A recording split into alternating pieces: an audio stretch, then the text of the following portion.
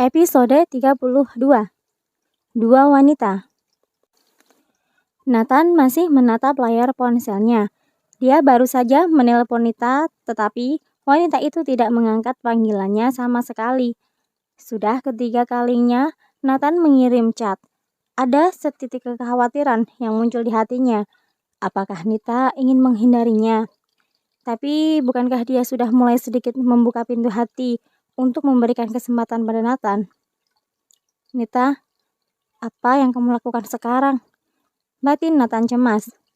Sudah 1 jam sejak Nathan mengirimkan pesan, Nita sama sekali tidak membuka pesannya karena centang duanya belum berwarna biru. Seharian tidak melihat Nita rasanya gelisah sekali. Rindu sudah menyeruak di dalam hatinya.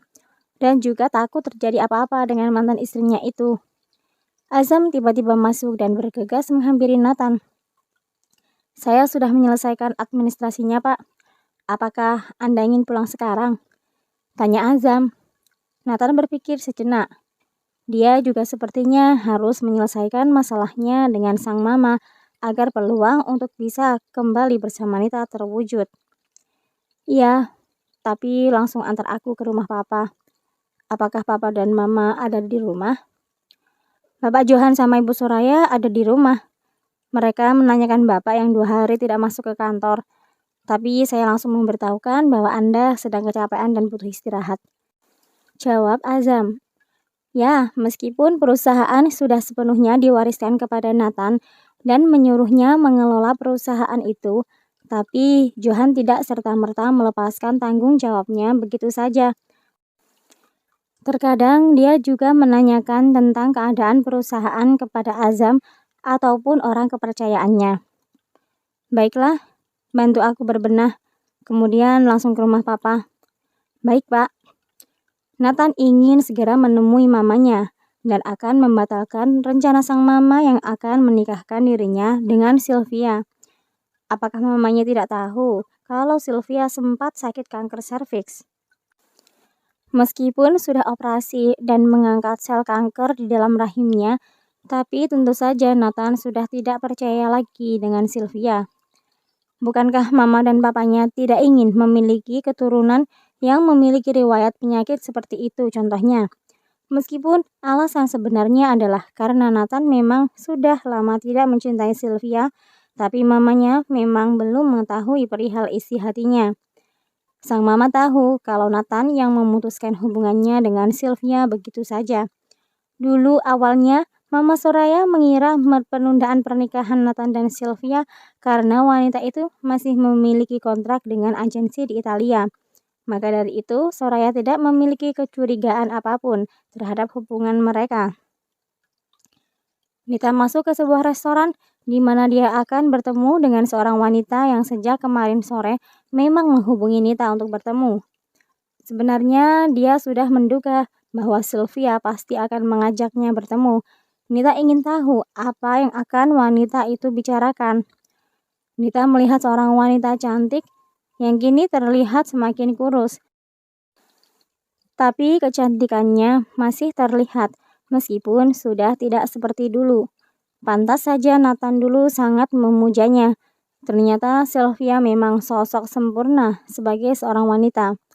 Apakah hanya karena penyakitnya itu, tiba-tiba Nathan memutuskan hubungan dengan Sylvia? Nita tidak mau menduga-duga.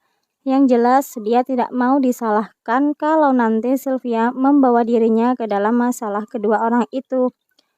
Selamat siang, Sylvia. Apa kabarnya? Tanya Nita sopan dan langsung duduk di kursi depan Sylvia tanpa disuruh terlebih dahulu. Selamat siang, Dr. Nita. Aku baik-baik saja dan sudah sehat. Terima kasih, berkat Anda juga. Jawab Sylvia tersenyum. Sepertinya baru kali ini Nita bisa melihat secara jelas wajah Sylvia dengan dandanan yang sedikit tebal. Mungkin wanita itu berusaha menutupi wajahnya yang pucat dengan foundation dan lipstik yang agak mencolok. Aku senang mendengarnya. Ada perlu apa? Anda ingin bertemu denganku? Tanya Nita langsung. Sejak datang, dia memang tidak memakai bahasa formal karena menurut Nita itu tidak perlu. Dia juga sedang di luar tugas. Nita juga tidak ingin berlama-lama bertemu dengan Sylvia. Dia langsung tutup poin menanyakan maksud kedatangan Sylvia untuk bertemu dengannya.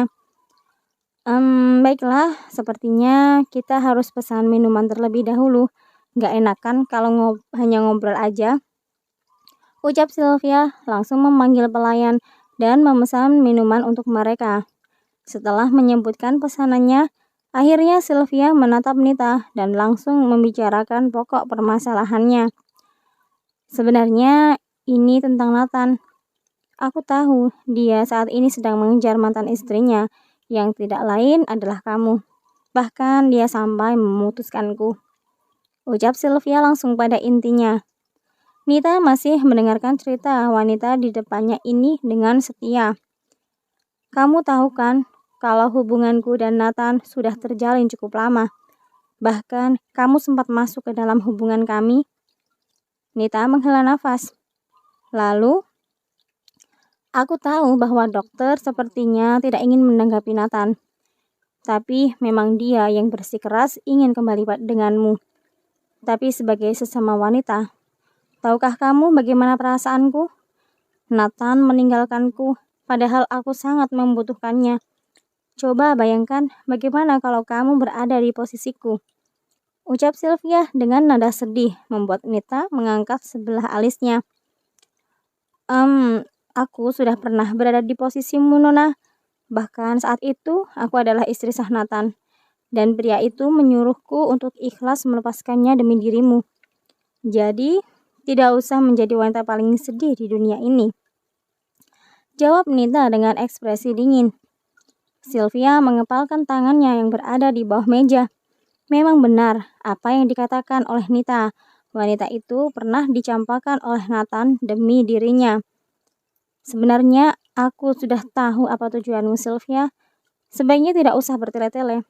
Kalau kamu memintaku melepaskan Nathan untukmu, maaf. Nathan bukan siapa-siapa aku sekarang.